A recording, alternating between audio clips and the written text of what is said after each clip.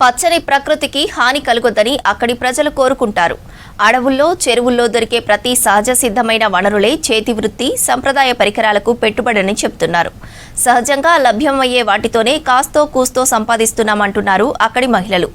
ఇంతకీ ఎవరా మహిళలు, ఎక్కడ ఆ ప్రదేశం అనేది హైదరాబాద్ PIB స్టడీ టూర్కి వెళ్లిన V6 టీమ్ స్పెషల్ స్టోరీలో తెలుసుకుందాం.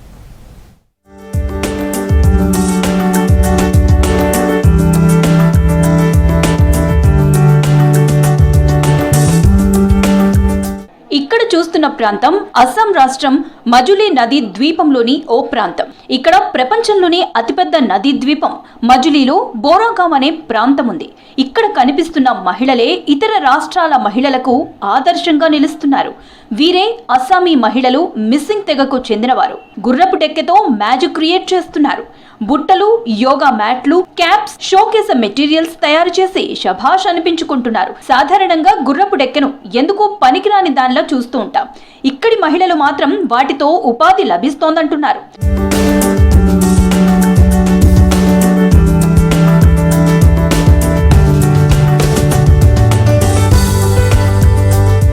గుర్రపు డెక్కెతో అస్సాం ప్రభుత్వం అద్భుతాలు సృష్టిస్తోంది. ఎవరికి పనికిరాని గుర్రపు డెక్కెతో అస్సాం మహిళలు ఎంతో ఉపయోగకరమైన వస్తువులను తయారు చేస్తున్నారు. బోరగాంలోని సరస్సులన్నీ గుర్రపు డెక్కెతో నిండిపోయాయి. మత్స్యకారులకు నష్టాన్ని కలిగించటమే కాకుండా నీటి ప్రవాహానికి అడ్డంకిగా మారాయి. ఓవైపు గుర్రపు డెక్కెను తొలగిస్తూనే వాటితో పనికొచ్చే వస్తువులు తయారు చేసేందుకు మహిళలు ముందుకొచ్చారు. వీరికి కేంద్ర రాష్ట్ర ప్రభుత్వాలు సహకారం అందించాయి. దీంతో మహిళలకు ఆర్థికంగా మేలు జరుగుతోంది.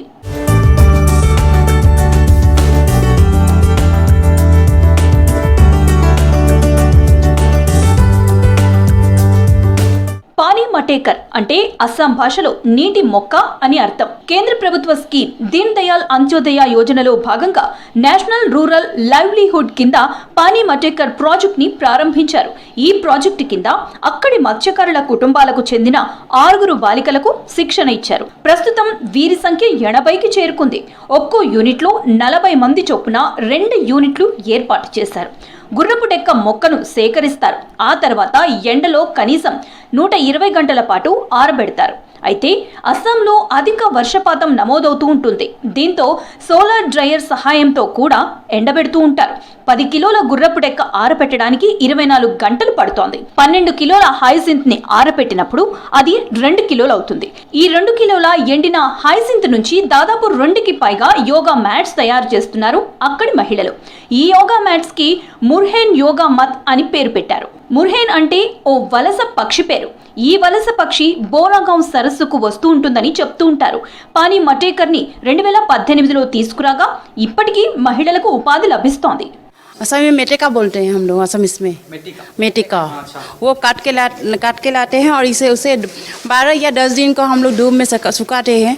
इसको सुखाने के बाद उसको अच्छी तरह साफ करके या थोड़ा पानी दे के हम लोग यहाँ वो सपेटा कर उसका मशीन है, मशीन में उसको सपेटा करके और उसको ये बना देते हैं। कुछ भी हम लोग यहाँ ये कोई दवाई हम लोग यहाँ नहीं मिलाते हैं। इसका वो फ्रेम है, उस फ्रेम से हम लोग ये बनाते हैं।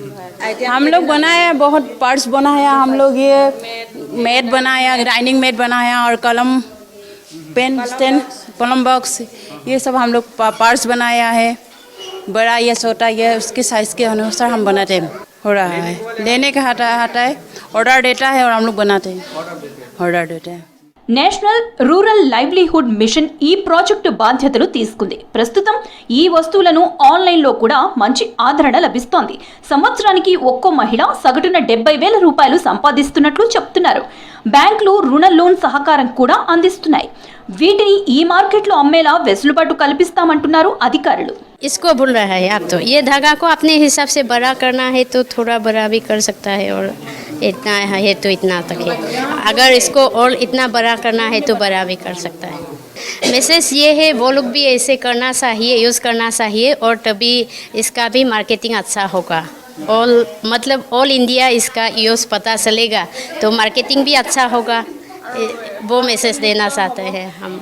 प्लास्टिक मुक्त होगा, प्लास्टिक फ्री होगा, हाँ, प्लास्टिक फ्री यही बता रही है वो दीदी। जो हम मेट बनाया है वो हाँ खरीदेगा, जिसको ज़रूरत है वो तो खरीदेगा है। यूज कर रहे हैं आपके घर पे? हाँ यूज़ करता है मेट के लिए, ये तो हम तो यूज़ करता ही है। కేంద్ర ప్రభుత్వ పథకం ఎన్ఆర్ఎల్ఎం పథకంతో పాటు రాష్ట్ర ప్రభుత్వం సంయుక్తంగా కలిసి ప్రారంభించిన పానీ మటేకర్ ప్రాజెక్ట్ అద్భుత ఫలితాలు ఇస్తున్నాయి. దీంతో అస్సాం రాష్ట్ర మజులీలో నివసించే అస్సామీ మహిళలు ఇతర రాష్ట్ర మహిళలకు ఆదర్శంగా నిలుస్తున్నారు.